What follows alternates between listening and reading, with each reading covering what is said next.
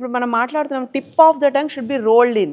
Okay. అంటే ఇలా పెట్టాలి లోపలికి, ప్యాలెట్ రీజన్ లోపలికి అంగుడికి పెట్టి దాన్ని నాభి నుంచి కనుక పట్టుకుంటే అక్కడ నాభి నుంచి ఉన్న 7200 నాడులు క్షణమాత్రంలో ఓపెన్ అవుతాయి. బా. దీనివల్ల ఏం జరుగుతుందంటే మీకు వెన్నుకి కావాల్సిన బలం ఉంటుంది.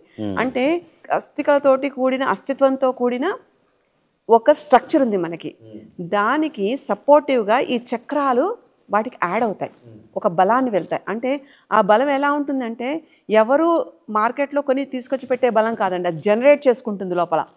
అది హిడెన్గా ఉంది, ఒక వాల్ట్, అది ఒక ఎనర్జీ ట్రాన్స్ఫార్మర్. ఎవ్రీ చక్రం మనకు ఉండే అన్ని 114 చక్రాలు ఒక ఎనర్జీ వాల్ట్స్. అవి వాటిని ఓపెన్ చేయడం అనేది గాలి ద్వారా కుదురుతుంది. ఇది ఇలా స్తంభించినప్పుడు మీ యానస్ లో కూడా మొత్తం ఇలాగ బిగపట్టి ఊపిరి బిగపట్టండి. You see that something was compressing. అంటే నాభి దగ్గర ఉండే 7200, నాభి కింద ఉన్న స్వాదిష్టాన చక్రాన్ని దగ్గర ఉన్న 7200 వెరసి 15000 నాడులు మీ సేక్రల్ జాయింట్కి ఈజీ అవుతాయి. ఓకే.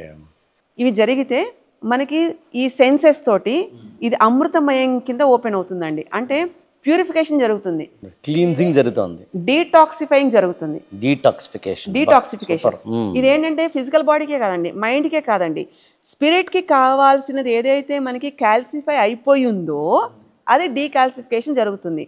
ఇంకా ఎక్కడ జరుగుతుంది ఇది? మన మైండ్లో, మన బ్రెయిన్లో పిట్యూటరీ గ్లాండ్ దగ్గర నుంచి పీనియల్ గ్లాండ్ అంటాం, పైనియల్ గ్లాండ్ అని కూడా అంటారు.